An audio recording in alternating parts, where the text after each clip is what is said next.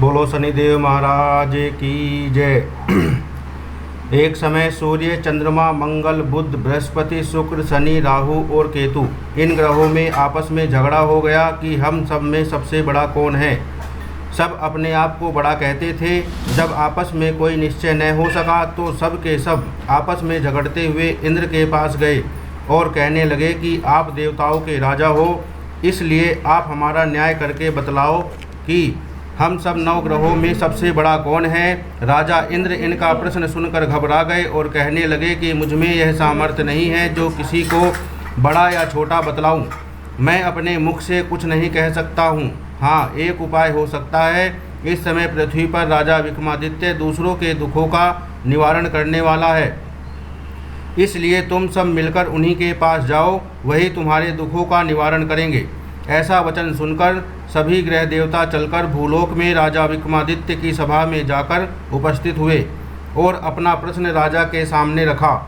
राजा उनकी बात सुनकर बड़ी चिंता में पड़ गए कि मैं अपने मुख से किसको बड़ा और किसको छोटा बतलाऊं।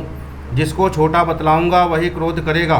परंतु उनका झगड़ा निपटाने के लिए एक उपाय सोचा कि सोना, चांदी, कांसा, पीतल, शीशा, रांगा, जस्ता, अभ्रक और लोहा, 9 धातुओं के 9 आसन बनवाए। सब आसनों को क्रम से, जैसे कि सोना सबसे पहले और लोहा सबसे पीछे बिछाए गए। इसके पश्चात राजा ने सब ग्रहों से कहा कि आप सब अपने अपने आसनों पर बैठिए। जिसका आसन सबसे आगे है वह सबसे बड़ा और जिसका आसन सबसे पीछे है वह सबसे छोटा जानिए। क्योंकि लोहा सबसे पीछे था और वह शनिदेव का आसन था, इसलिए शनिदेव ने समझ लिया कि राजा ने मुझको सबसे छोटा बना दिया है। इस पर शनिदेव को बड़ा क्रोध आया और कहा कि राजा, तू मेरे पराक्रम को नहीं जानता। सूर्य 1 राशि पर 1 महीना, चंद्रमा 2.25 महीना 2 दिन, मंगल 1.5 महीना, बृहस्पति 13 महीने, बुध और शुक्र 1 महीने, परंतु मैं 1 राशि पर 2.5 अथवा 7.5 साल तक रहता हूँ। बड़े बड़े देवताओं को भी मैंने भीषण दुख दिया है। राजन सुनो, राम जी को 7.5 आई तो वनवास हो गया और रावण पर आई तो राम और लक्ष्मण ने सेना लेकर लंका पर चढ़ाई कर दी, रावण कुल का नाश कर दिया। हे राजा, अब तुम सावधान रहना। राजा कहने लगा कि जो कुछ भाग्य में होगा देखा जाएगा। इसके बाद अन्य ग्रह तो प्रसन्नता के साथ चले गए, परंतु शनिदेव बड़े क्रोध के साथ वहाँ से सिधारे। कुछ काल व्यतीत होने पर जब राजा को 7.5 की दशा आई तो शनिदेव घोड़ों के सौदागर बनकर अनेक सुंदर घोड़ों के सहित राजा की राजधानी में आए। जब राजा ने सौदागर के आने की खबर सुनी तो अपने अश्वपाल को अच्छे अच्छे घोड़े खरीदने की आज्ञा दी। अश्वपाल ऐसी अच्छी नस्ल के घोड़े देखकर और उनका मूल्य सुनकर चकित हो गया और तुरंत ही राजा को खबर दी। राजा उन घोड़ों को देखकर एक अच्छा सा घोड़ा चुनकर सवारी के लिए चढ़ा। राजा के घोड़े की पीठ पर चढ़ते ही घोड़ा जोर से भागा। घोड़ा बहुत दूर एक घने जंगल में जाकर के राजा को छोड़कर अंतर ध्यान हो गया। इसके बाद राजा अकेला जंगल में भटकता फिरता रहा। बहुत देर के पश्चात राजा ने भूख और प्यास से दुखी होकर भटकते भटकते एक ग्वाले को देखा। ग्वाले ने राजा को प्यास से व्याकुल देखकर पानी पिलाया। राजा की उंगली में एक अंगूठी थी, वह उसने निकालकर प्रसन्नता के साथ ग्वाले को दे दी और शहर की ओर चल दिया। राजा शहर में पहुंचकर एक सेठ की दुकान पर जाकर बैठ गया और अपने आप को उज्जैन का रहने वाला तथा अपना नाम वीका बतलाया। सेठ ने उसको एक कुलीन मनुष्य समझकर जल आदि पिलाया। भाग्यवश उस दिन सेठ की दुकान पर बिक्री बहुत अधिक हुई। तब सेठ उसको भाग्यवान पुरुष समझकर भोजन कराने के लिए अपने साथ ले गया। भोजन करते समय राजा ने आश्चर्य की बात देखी कि खूंटी पर हार लटक रहा है और वह खूंटी उस हार को निगल रही है। भोजन के पश्चात कमरे में आने पर जब सेठ को कमरे में हार न मिला तो सब ने यही निश्चय किया कि सिवाय वीका के और कोई इस कमरे में नहीं आया, अतः अवश्य ही उसी ने हार चोरी किया है। परंतु वीका ने हार लेने से मना कर दिया। इस पर 5-7 आदमी इकट्ठे होकर उसको फौजदार के पास लाए। फौजदार ने उसको राजा के सामने उपस्थित कर दिया और कहा कि ये आदमी तो भला प्रतीत होता है, चोर मालूम नहीं होता, परंतु सेठ का कहना है कि इसके सिवाय कोई और घर में आया ही नहीं, अवश्य ही इसी ने चोरी की है। तब राजा ने आज्ञा दी, इसके हाथ पैर काटकर चौरंगिया किया जाए। राजा की आज्ञा का तुरंत पालन किया गया और वीका के हाथ पैर काट दिए गए। इस प्रकार कुछ काल व्यतीत होने पर एक तेली उसको अपने घर पर ले गया और कोलू पर उसको बिठा दिया। वीका उस पर बैठा हुआ अपनी जबान से बैल हाँकता रहा। शनि की दशा समाप्त हो गई और एक रात को वर्षा ऋतु के समय वह मल्हार राग गाने लगा।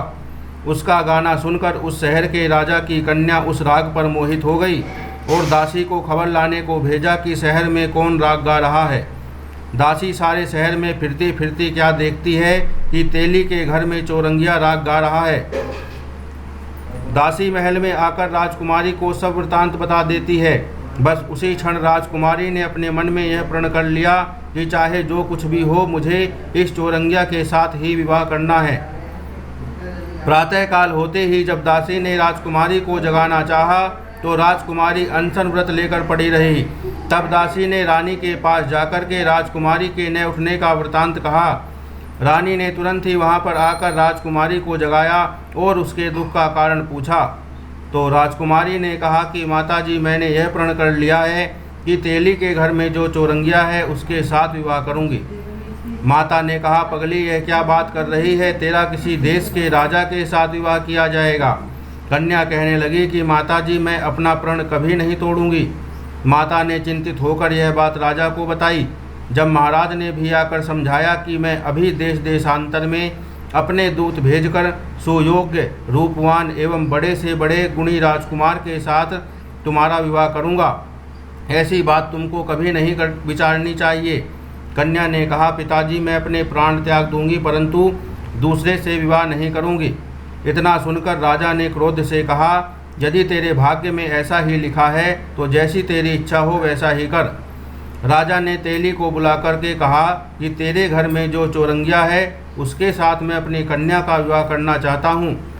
तेली ने कहा कि यह कैसे हो सकता है? कहाँ आप हमारे राजा और कहाँ मैं एक नीच तेली। राजा ने कहा कि भाग्य लिखे को कोई टाल नहीं सकता, घर जाकर के विवाह की तैयारी करो। राजा ने उसी समय तोरण और वंदरवाल लगा करके राजकुमारी का विवाह चौरंगिया और विक्रमादित्य के साथ कर दिया।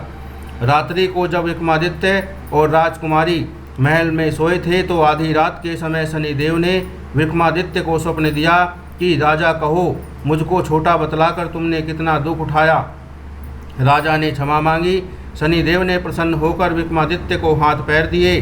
तब राजा ने कहा, महाराज, मेरी प्रार्थना स्वीकार करें कि जैसा दुख आपने मुझे सौंप दिया है ऐसा किसी और को ना दें।